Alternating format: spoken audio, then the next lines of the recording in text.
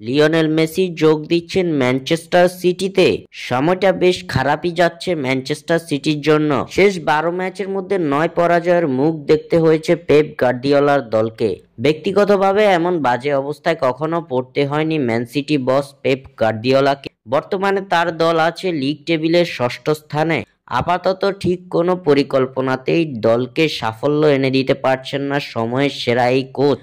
এমন দুঃসময়ে Pep Guardiola বিকল্প হিসেবে খুঁজে নিয়েছেন নিজের পুরাতন অস্ত্রকে, যাকে বিশ্বসেরা হয়ে উঠতে গার্দিওলা সাহায্য করেছিলেন সবচেয়ে বেশি। সেই লিওনেল মেসিকেই আবার নিজের দলে পেতে চাইছেন স্প্যানিশ এই কোচ। পেপ গার্দিওলার বিশ্বাস, সর্বকালের অন্যতম সেরা তারকা লিওনেল মেসিই পারেন সিটিজেন্সদের চলমান সমস্যা থেকে বের করে আনতে। ইতালিয়ান গণমাধ্যম টুটো স্পোর্টসের এক প্রতিবেদনে এমন দাবি করা হয়েছে, আর সেটা সামাজিক যোগাযোগ মাধ্যম এক্সে বেশ সাড়া ফেলেছে বিগত কয়েকদিনে। গণমাধ্যমটির দাবি অনুযায়ী 6 মাসের জন্য লিওনেল মেসিকে লোনে ইংল্যান্ডে নিয়ে আসতে চান গার্দিওলা। আর প্রস্তাবটি ইতিমধ্যে চলে গিয়েছে মেসির বর্তমান ক্লাব ইন্টার মায়ামির কাছে। সেখানকার মালিক ডেভিড বেকহাম আবার এই চুক্তির সমস্তটাই ছেড়ে দিয়েছেন মেসির হাতে। তবে ইতালিয়ান গণমাধ্যমের এমন দাবি কেবলই ধরা হচ্ছে গুঞ্জন হিসাবে, কেননা দুই ক্লাবের পক্ষ থেকে এ ব্যাপারে আনুষ্ঠানিক কোনো ঘোষণা আসেনি।